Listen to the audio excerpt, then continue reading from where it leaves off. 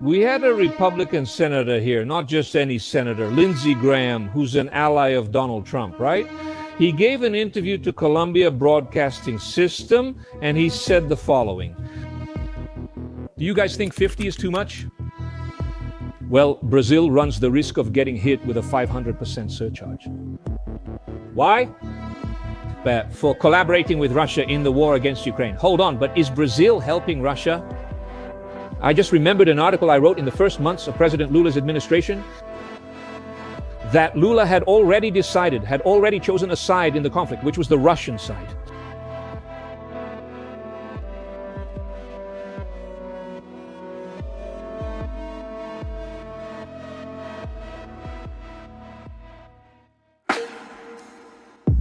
Donald Trump announced that he intends to impose a 500% tariff on countries that continue buying from Russia, and Brazil is at the top of the list. He warned that anyone financing Putin's war machine, even indirectly, will face severe consequences. The decision directly affects the Brazilian government, which in 2024 alone imported more than $8 billion in Russian diesel oil, in addition to maintaining an ideological closeness with Vladimir Putin, even going so far as to condemn Ukraine for defending its sovereignty. Trump's statement was made alongside NATO's Secretary General, Mark Rutte, in a direct and threatening tone.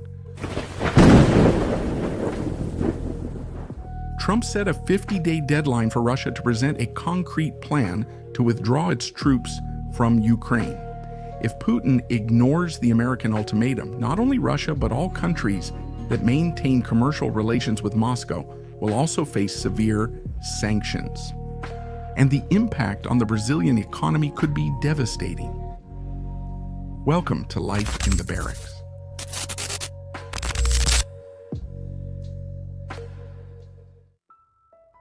Trump's plan to try to contain the Russian advance without the need for a direct armed conflict includes not only taxing Russian products up to 100%, but also the use of so-called secondary tariffs, which are economic penalties against those who maintain agreements with the Kremlin. Brazil, which is already subject to a 50% tax on its products, now faces the possibility of a measure 5 times more severe. Entire sectors of the Brazilian economy could be devastated. If the new tax is implemented, agribusiness products, processed foods, minerals, and manufactured goods would lose competitiveness in the international market, especially in the United States, which is one of the main buyers. Export-dependent companies could go bankrupt, leaving thousands of workers without income. Trump took the opportunity to send a message to Russia's allies.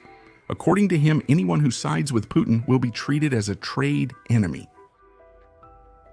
The pressure is for countries like Brazil to choose a side, either align with the West or face severe consequences. The national supply chain would also be affected. With the drop in production in international contracts, there would be shortages in Brazil, price increases and inflationary pressure that would fall on the end consumer. While the government continues to prioritize political ideologies instead of adopting a strategic and diplomatic stance, the average Brazilian remains the most affected. And unemployment in Brazil rose to 7% in the first quarter of 2025. Economists anticipated this rise. Instituto Brasileiro de Geografia e Estatística reports more people are seeking employment. It's a line of people hoping to find a steady job. The job fair is taking place at Maracanã, in the north zone of Rio de Janeiro. Suzanne arrived at 6 in the morning and brought her resume. Trump was clear when he declared that the era of passive diplomacy has come to an end. He stated that the West needs to act decisively to contain Russia's advance in Ukraine and prevent other countries from being drawn into the conflict.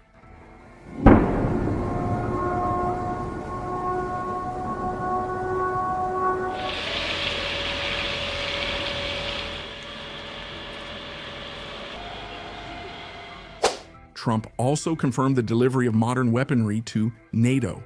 Drones, precision missiles, and state-of-the-art anti-aircraft systems will be provided to the alliance member countries, with a special focus on supporting the war effort in Ukraine. The American president assured that NATO will be the official channel for delivering the weapons, which technically avoids an accusation that the United States is directly involved in the war. But NATO's own director admitted that the equipment will be delivered to reinforce the Ukrainian army, making clear the active role of the West in the conflict.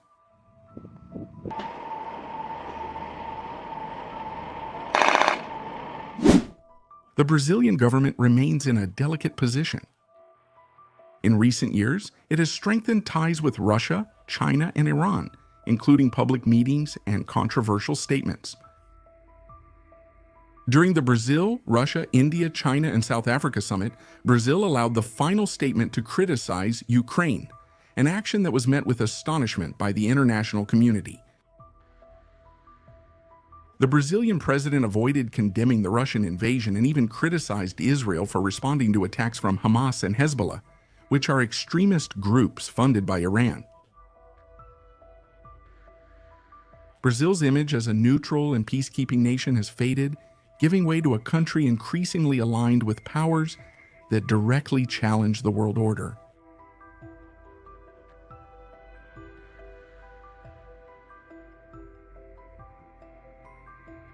Trump's decision marks a change in stance. He had already imposed tariffs on Brazilian products before, but now he threatens to economically cut off any country that supports the structure of the Russian war machine. This is not just a trade dispute, but an indirect war waged through sanctions. As a result, international investors are starting to distance themselves from Brazil. The instability in diplomatic relations directly affects market confidence. Investment funds are considering pulling back, foreign companies are freezing contracts, and the dollar is rising sharply, which further worsens the domestic inflation scenario. Small and medium-sized businesses that depend on the export chain would be the first to feel the impact.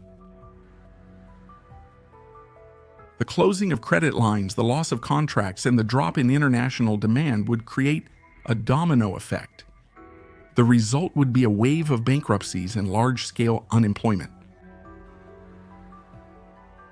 Agribusiness, one of the country's strongest sectors, would also be hit hard. Brazilian products that today compete on equal footing with American ones would suddenly become uncompetitive overnight. The international market doesn't wait. It replaces one with the other.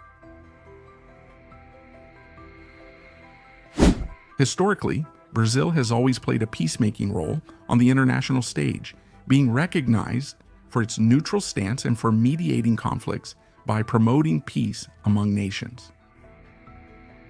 Brazilian diplomacy has always been respected, and the country has always been well liked in many parts of the world for its ability to engage in dialogue and seek balanced solutions. However, with the current government, this stance seems to be changing. Brazil has started to publicly condemn countries like Israel and Ukraine, which acted in legitimate self-defense in response to attacks and threats to their state sovereignty. This stance has put Brazil in a delicate situation on the global stage, creating a perception of distancing from its historical principles of neutrality and diplomacy. To make matters worse, the Brazilian government did not speak out against the atrocities committed by the regime of the Venezuelan dictator Nicolás Maduro, who proclaimed himself re-elected after losing the electoral race in Venezuela. This tacit support for authoritarian regimes has weakened Brazil's image, placing it in an increasingly isolated position on the international stage. The Brazilian population, already burdened by one of the highest tax loads in the world, would be the most affected by this situation, while Brazilian politicians, who live in the lap of luxury, would continue to live their luxurious lives at the expense of the people.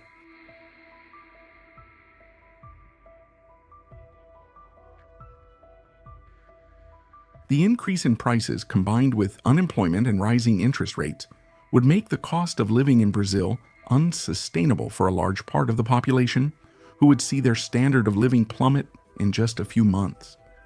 This imminent crisis is the result of a misguided political choice that prioritizes ideological alliances instead of adopting a pragmatic approach focused on the well-being of the Brazilian population. The difficulties faced at health clinics often force patients to seek care at large hospitals. They believe that in a larger facility the infrastructure will be better, but they end up facing the same problems. Delays in getting tests done, for example, and an insufficient number of doctors.